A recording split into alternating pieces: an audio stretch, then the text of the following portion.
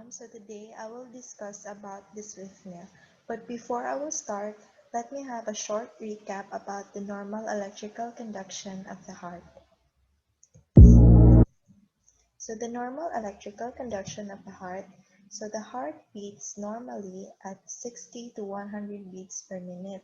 So below 60 beats per minute, it means that a person has bradycardia. And above 100 beats per minute, it means that a person has tachycardia.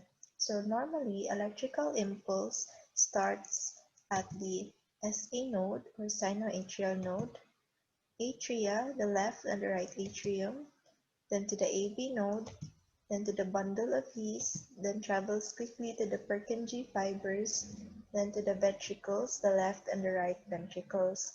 So to further understand, I have a diagram. So in this diagram, you can see the SA node, or also known as the pacemaker. So the SA node is where the electrical impulse will start.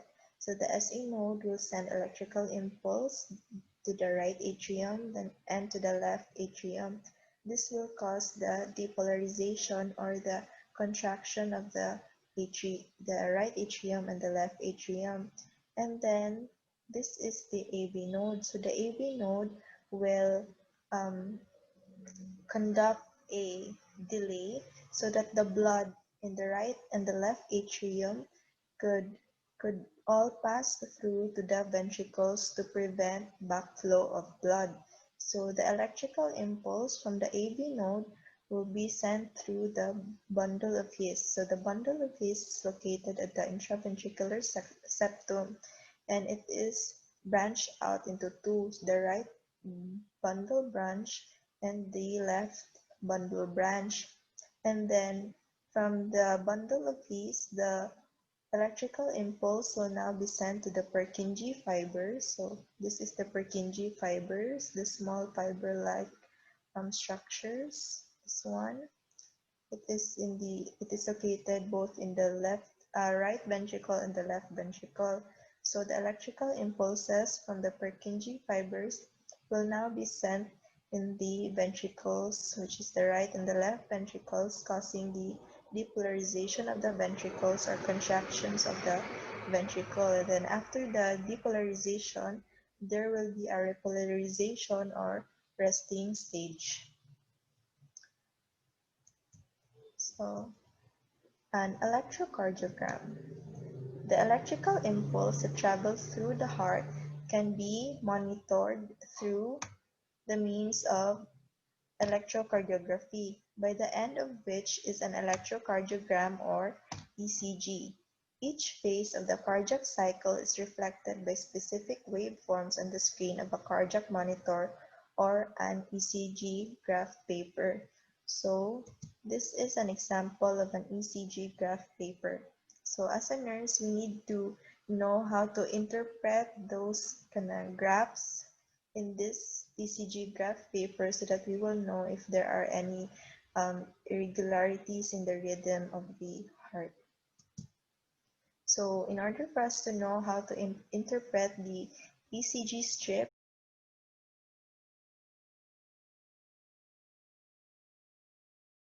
let us try finding out this ECG strip.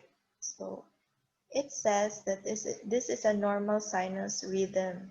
So let us start counting how many beats are there. Let's start. So let us use P waves since we will discuss about sinus node dysrhythmias and their atrial rhythms. So 1, 2, 3, 4, 5, 6, 7, 8, 9, 10, 11, 12, 13, 14, 15, 16, 17, 18, 19, 20, 21, 22, 23, 24, 25, 26, 27, 28, 29, 30. So let's stop here. So let us count how many P waves are in between those 30 boxes.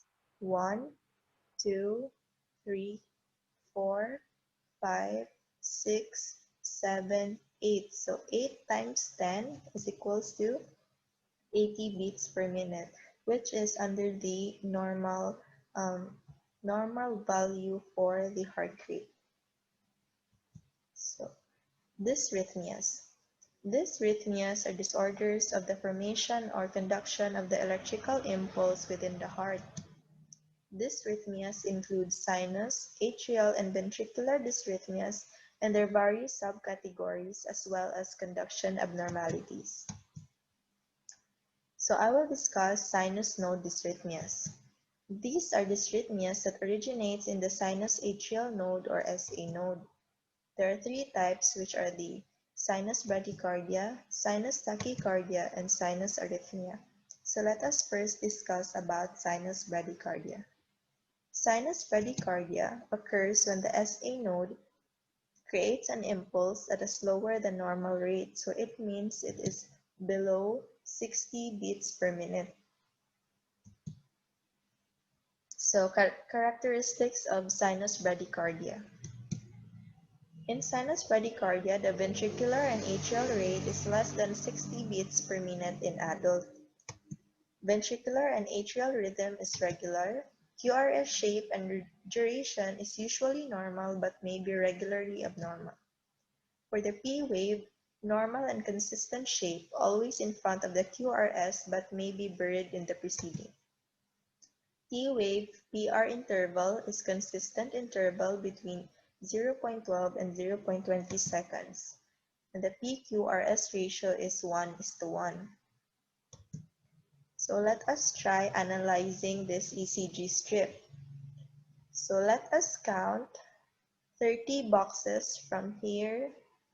So 1, 2, 3, 4, 5, 6, 7, 8, 9, 10, 11, 12, 13, 14, 15, 16, 17, 18, 19, 20, 21, 22, 23, 24, 25, 26, 27, 28, 29, 30. So how many P waves are in between those 30 boxes?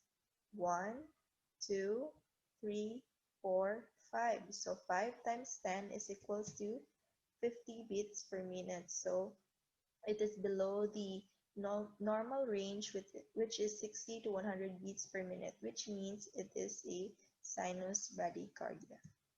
So the pathophysiology for sinus bradycardia is when there is an onset of sleep, there is a decrease in rapid eye movements and then therefore there is a reduction of sympathetic nervous system activity, which slows down the heart rate. So in consistent athletic training, the heart adapts to physical stress, thus resulting to great stroke volume. For vagal stimulation, there is a parasympathetic nervous system stimulates neurons that release the neurotransmitter acetylcholine. So acetylcholine then binds to M2 muscarinic receptors in the cardiac muscles. Thus, all these results to sinus bradycardia.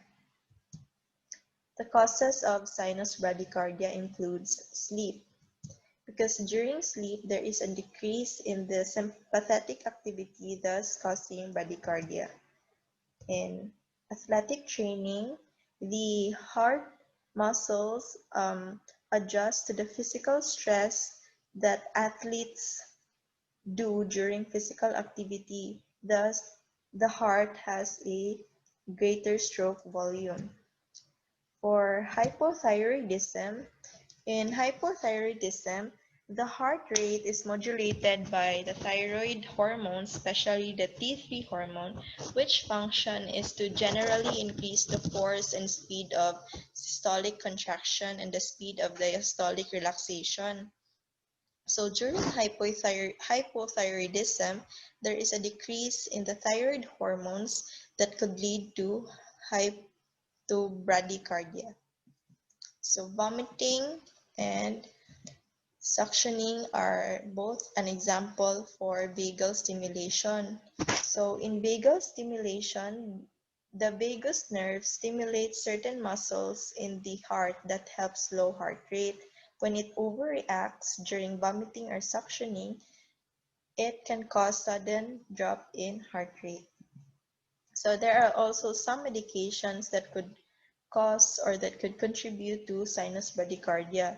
These are the calcium channel blockers like nifedipine and amiodarone. So calcium channel blockers function as they slow the heart rate and lowers the BP. So by slowing the heart rate, it can cause sinus bradycardia.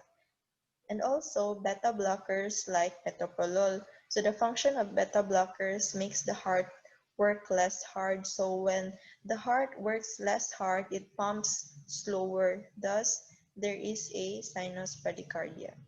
So there are also other possible causes, just like idiopathic sinus node dysfunction, increase in intracranial pressure. So when there is an increase in intracranial pressure, it stimulates the baroreceptors in the carotid bodies, thus slowing heart rate drastically.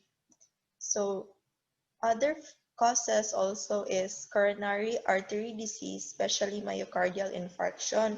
When there is a myocardial infarction, there is a decrease or stop blood flow to a part of the heart, thus causing damage to heart muscles, affecting the SA and the AV node. Let's go to the risk factors that could cause sinus bradycardia. These are age. So age is a risk factor because sinus bradycardia is more common in adults. Next is race, obesity, hypertension, and history of cardiovascular events. For the clinical manifestations, if someone has sinus bradycardia, they may experience dizziness, fatigue, and they could become tired quickly even when they're physically active as a person. So this happens because low heart rate can cause the brain and other organs to become oxygen deprived. So when we are oxygen deprived, we have low energy. That's why we become dizzy, become easily fatigued, or become easily tired. Other clinical manifestations also include shortness of breath, chest pain, confusion, and fainting. The diagnostic procedures used for sinus bradycardia are physical examination, medical history, electrocardiogram, stress testing, and blood tests, and also sleep monitoring. So stress testing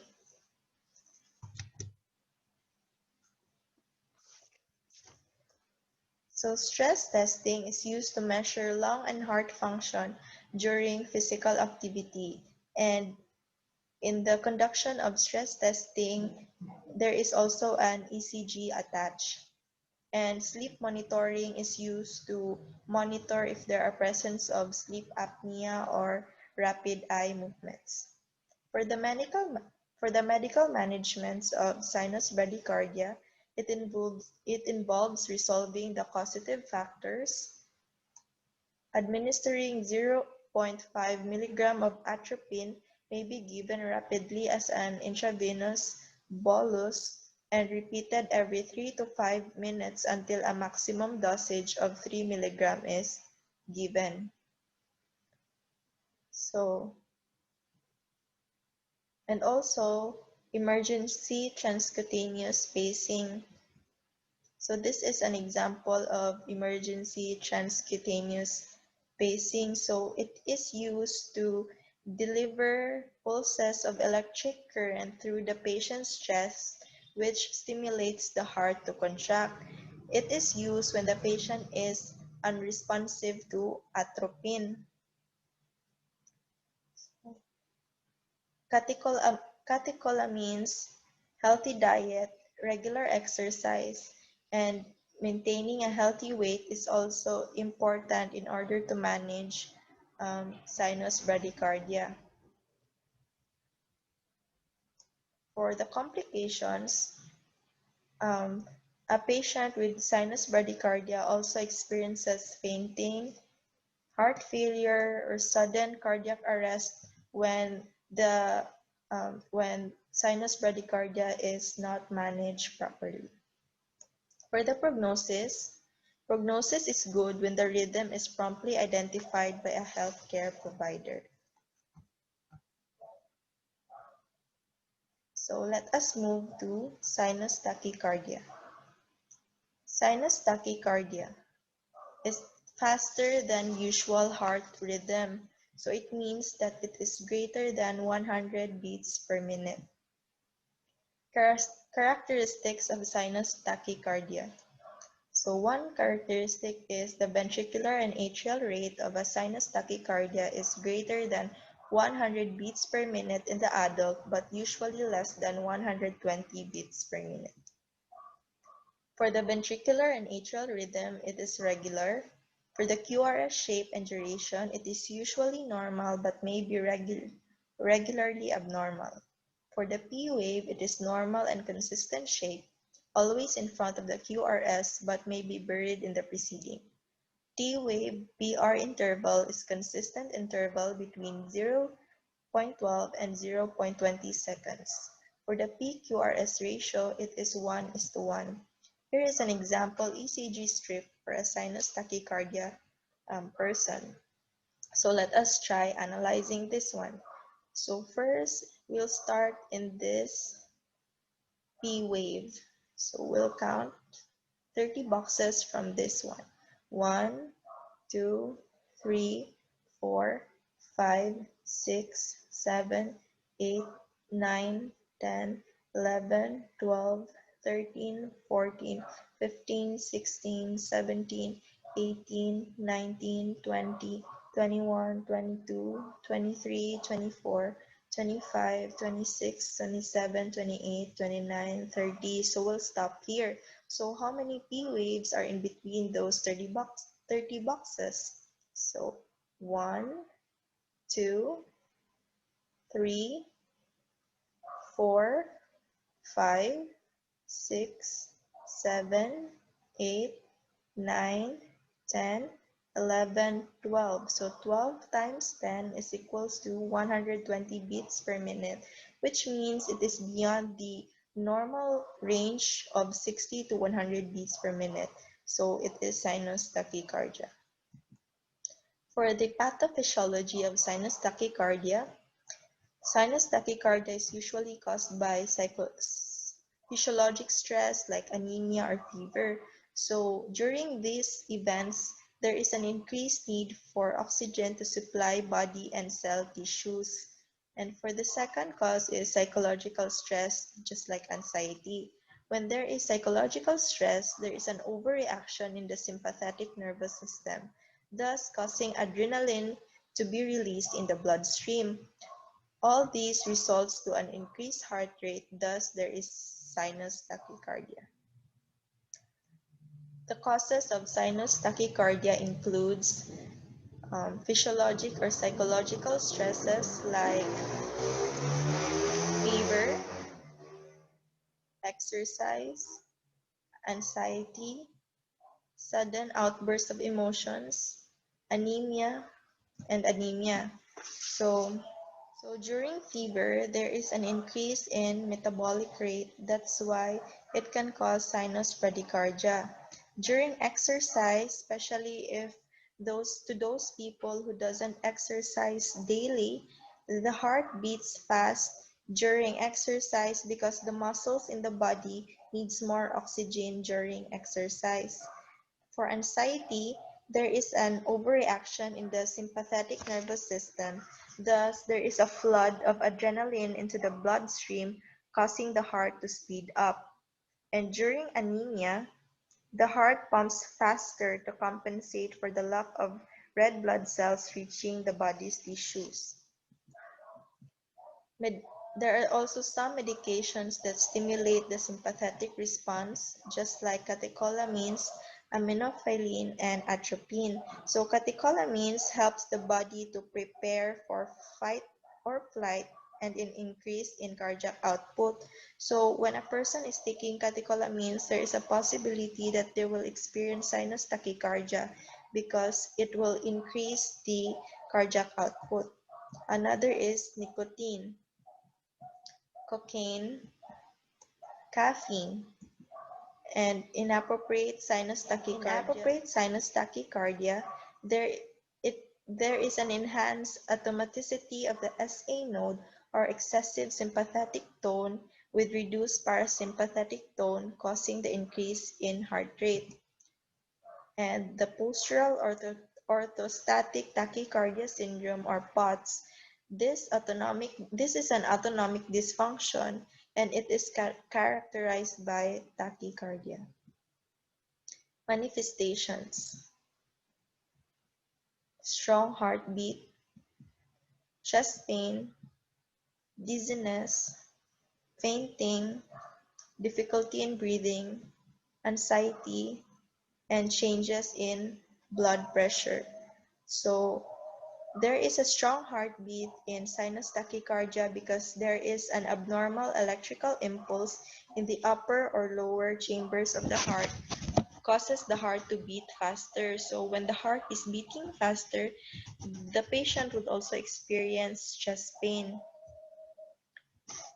And then for dizziness and fainting and also with difficulty in breathing, um, it is manifested in a patient with sinus tachycardia because when the heart is beating too fast, it may not pump enough blood to the rest of the body, making the organs and tissues starve for oxygen. So that's why it causes dizziness, fainting, difficulty in breathing. And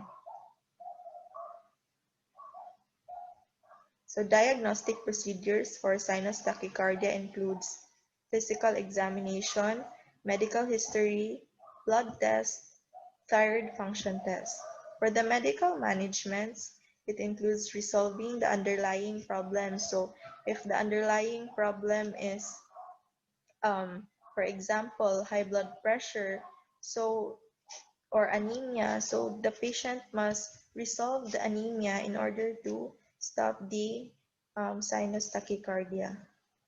Synchronized cardioversion, vagal maneuvers, adenosine, beta blockers, calcium channel blockers, procainamide, amiodarone, and sotalol, and catheter ablation. Prognosis: persistent sinus tachycardia at rest requires an evaluation by a medical professional. Early identification and intervention may result in favorable patient outcomes depending on the underlying etiology.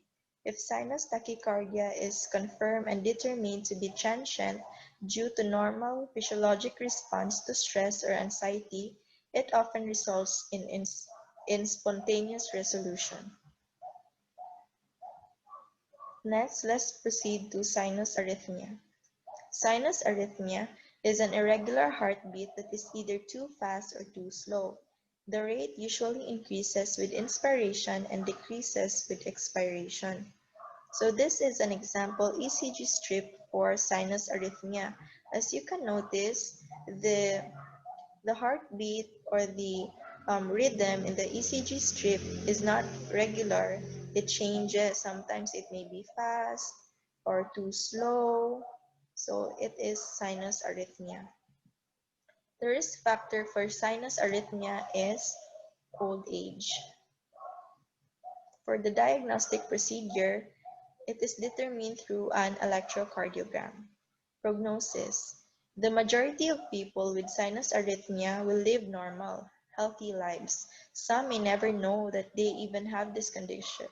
Detection and diagnosis may happen by accident, and treatment is rarely necessary. So that is all for my discussion. I hope you did understand something and learn something. Thank you so much.